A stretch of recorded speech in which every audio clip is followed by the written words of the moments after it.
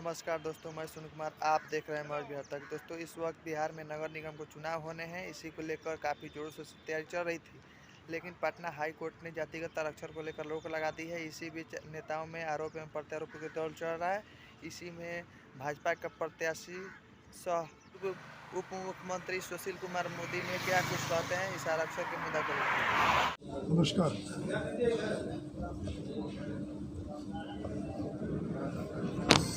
मित्रों, बिहार में जब लालू यादव राबड़ी देवी की सरकार थी तो लगभग 23 साल तक बिहार में कांग्रेस लालू राबड़ी के राज में पंचायत का चुनाव नहीं हुआ। कर्पूरी जी के समय में अंतिम चुनाव हुआ था। उसके बाद 23 साल तक बिहार में कांग्रेस का राज हो या लालू राबड़ी का राज हो, न नगर निकाय का चुनाव हुआ न पंचायत का चुनाव हुआ।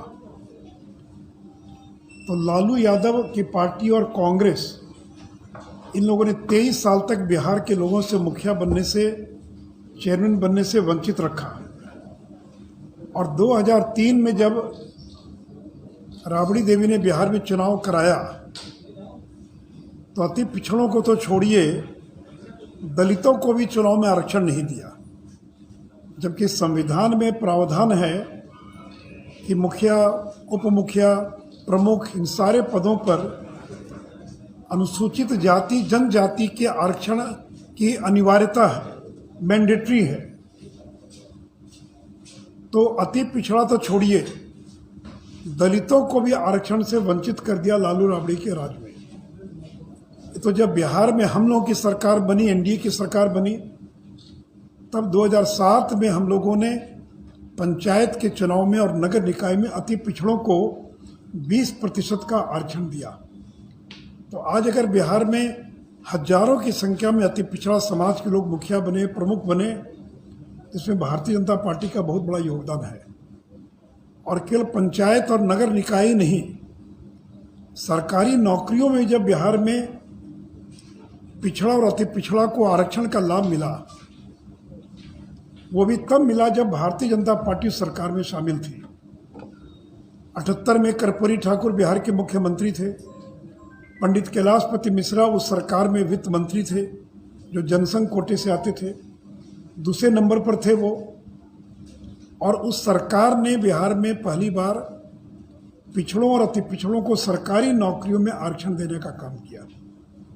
तो भारतीय जनता पार्टी की जो आरक्षण के प्रति प्रतिबद्धता है, वो चाहे वो सरकारी नौकरी हो या पंचायत हो या नगर निकाय हो, ये काम राजद ने नहीं किया, ये काम भारतीय जनता पार्टी वाली सरकारों ने ही इसको देने का काम किया है। लेकिन मित्रों, दुर्भाग्य है कि पिछले दिनों नीतीश कुमार के अहंकार के कारण और बिहार के अति पिछड़ों, जो अति पिछड़ा समाज है, वो मेयर, डिप्टी मेयर वगैरह बनने से वंचित रह गया। पिछले 1 साल में सुप्रीम कोर्ट के अनेक निर्देश आए हैं। मैं उसमें से कुछ निर्देश आपके सामने पढ़ना चाहूँगा। आपके पास एनेक्स्चर 1 होगा। ये एनेक्स्चर 1 है जो नगर विकास एवं आवास विभाग का है। इस एनेक्स्चर 1 को एक बार खोल लीजिए तो इसके पेज नंबर 2 पर ये एडवोकेट जनरल की राय है। और एडवोकेट जनरल ने क्या राय दी, मैं केवल उसकी एक लाइन पढ़ना चाहूँगा। जो अंडरलाइन किया हुआ है, and review my previous opinion rendered on 4 February 2022 and 12 March 2022।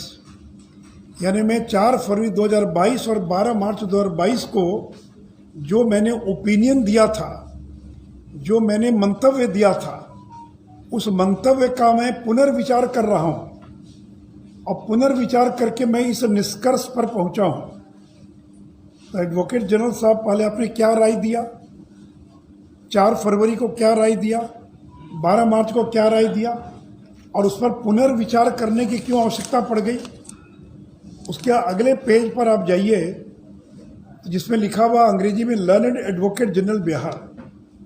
उसमें जो अंडरलाइन है मैं इसको केवल उसको पढ़ रहा हूं। The present opinion file has been place for fresh opinion. यह फाइल मेरे पास फ्रेश ओपिनियन के लिए रखी गई है। While previous 2 opinions were rendered dated 4 February 2022 and 12 March 2022 were under constitution of a dedicated commission was opined in terms of judgment of the Honorable Supreme Court referred in the opinion previously rendered। क्या मतलब हुआ? वो कह रहे हैं कि 4 February 2022 और 12 मार्च को मैंने जो मंतव्य दिया था, और क्या मंतव्य दिया उसमें लिखा है कि डेडिकेटेड कमीशन बनाया जाना चाहिए सुप्रीम कोर्ट के निर्देश के आलोक में। उसको मैंने अंडरलाइन कर दिया। यस, यह एडवोकेट जनरल की फाइल की नोटिंग का कागज मैं आपको दे रहा हूं।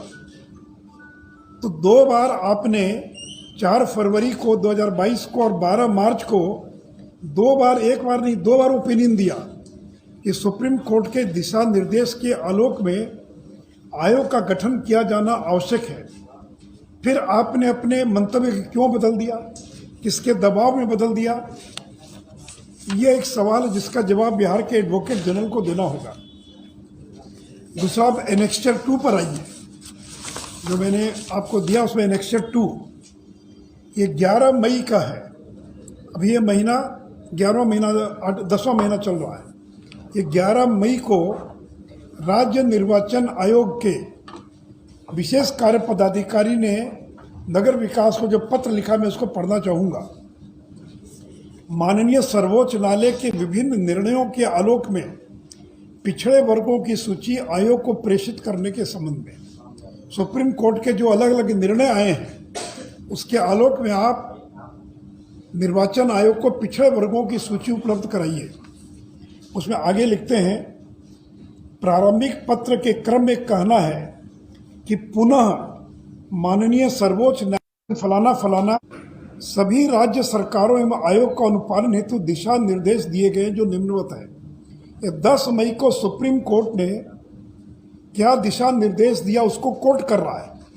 अंग्रेजी मैं पढ़ रहा हूं। We also make it clear, ये कोर्ट का आदेश है, यह बीजेपी का आदेश नहीं, कोर्ट का आदेश मैं पढ़ रहा हूं। We also make it clear that this order and directions given are not limited to the Madhya Pradesh और महाराष्ट्र स्टेट।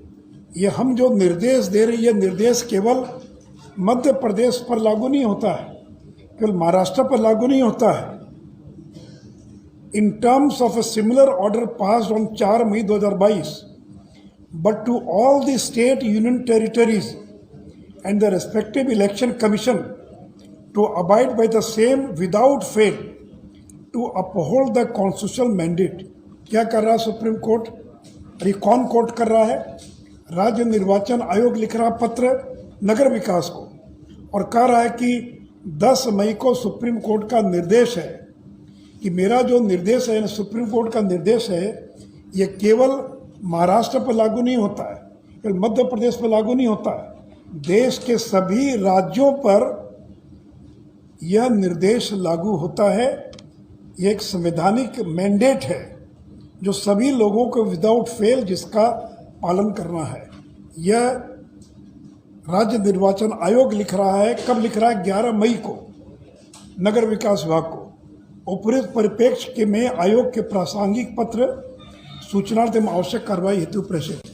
तो मुख्यमंत्री जी, ये मेरा निर्देश नहीं है, बीजेपी का आदेश या निर्देश नहीं है। ये नगर विकास को राज्य निर्वाचन आयोग ने सुप्रीम कोर्ट का जो आदेश है, ये केवल महाराष्ट्र पर लागू नहीं होता है, केवल मध्य प्रदेश पर, देश के सभी राज्यों पर लागू होता है, यह उन्होंने उल्लेख किया है। फिर आप आइए एनेक्स्चर 3 पर। यह 28 मार्च का पत्र है। यह भी राज्य निर्वाचन आयोग ने नगर विकास को पत्र लिखा है। मैं इसका कल रेलिवेंट पोर्शन पढ़ रहा हूँ। 3 जजमेंट को कोट किया उसने। पहला जजमेंट है स्टेट ऑफ महाराष्ट्र का जो 19 जनवरी 2022 का है, यानी इस साल के जनवरी का है। वो क्या कह रहा है? वी रिटरेट, हम दोहराते हैं, that similar dispensation be followed including regarding the compliance of triple test by all states और द यूनियन टेरिटरीज, यानी जो ट्रिपल टेस्ट का सिद्धांत है वह सभी राज्यों पर लागू होगा if they intend to conduct election of local government and provide for reservation for OBC category. अगर वो स्थानीय निकाय का चुनाव कराना चाहते हैं और उसमें ओबीसी आरक्षण देना चाहते हैं तो ट्रिपल टेस्ट का जो सिद्धांत है उसको आपको क्रियान्वित करना पड़ेगा। In case the state or the union territory is not in a position to fulfill the triple test requirement, अगर कोई राज्य सरकार ट्रिपल टेस्ट की आवश्यकता को अगर क्रियान्वित नहीं कर पा रहा है तो वैसी स्थिति में रिजर्व सीट को जनरल सीट बनाकर वो चाहे तो चुनाव करा सकता है। ये पहला जजमेंट है स्टेट ऑफ महाराष्ट्र का। दूसरा जजमेंट कोर्ट कर रहा Mohan Nagar versus state of Madhya Pradesh. उसमें कह रहे हैं कि further we have requested mister Tushar Mehta, learned solicitor general, to impress upon the concerned authority. मैं इसका हिंदी अनुवाद कल पढ़ देता हूँ कि भारत सरकार के जो अटॉर्नी जनरल हैं तुषार मेहता, सॉलिसिटर जनरल, उनको हम लोगों ने रिक्वेस्ट किया है कि सभी राज्य सरकारों को और सभी स्टेट इलेक्शन कमीशन को वो ये सूचित कर दें, ये सुप्रीम कोर्ट का निर्देश है कि अगर पंचायत या नगर निकाय के चुनाव में पिछड़ों को अगर आरक्षण देना है तो ट्रिपल टेस्ट के फॉर्मूले को क्रियान्वित करने के बाद ही आप दे सकते हैं। यह चुनाव आयोग का 17/12/2021 का भारत सरकार के सॉलिसिटर जनरल को निर्देश है कि आप सभी राज्य सरकारों को सूचित कीजिए। और अंतिम है, ये भी Krishnarao Gawali versus state of Maharashtra, उसके अंतिम पेज पर आप जाइए, अगर आप सेकेंड पेज पर, पेज नंबर 2 पर, तो ट्रिपल टेस्ट क्या है उसको उन्होंने लिखा है। To set up a dedicated commission, एक विशेष आयोग का गठन करें डेडिकेट। कांग्रेस लालू राबड़ी के राज में पंचायत का चुनाव नहीं हुआ। कर्पूरी जी के समय में अंतिम चुनाव हुआ था। उसके बाद 23 साल तक बिहार में कांग्रेस का राज हो या लालू राबड़ी का राज हो, न नगर निकाय का चुनाव हुआ न पंचायत का चुनाव हुआ।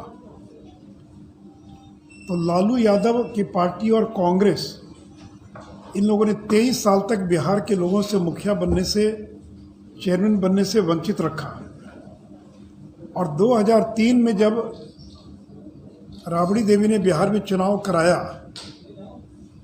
तो अति पिछड़ों को तो छोड़िए, दलितों को भी चुनाव में आरक्षण नहीं दिया, जबकि संविधान में प्रावधान है कि मुखिया, उप मुखिया, प्रमुख, इन सारे पदों पर अनुसूचित जाति जनजाति के आरक्षण की अनिवार्यता है, मैंडेटरी है।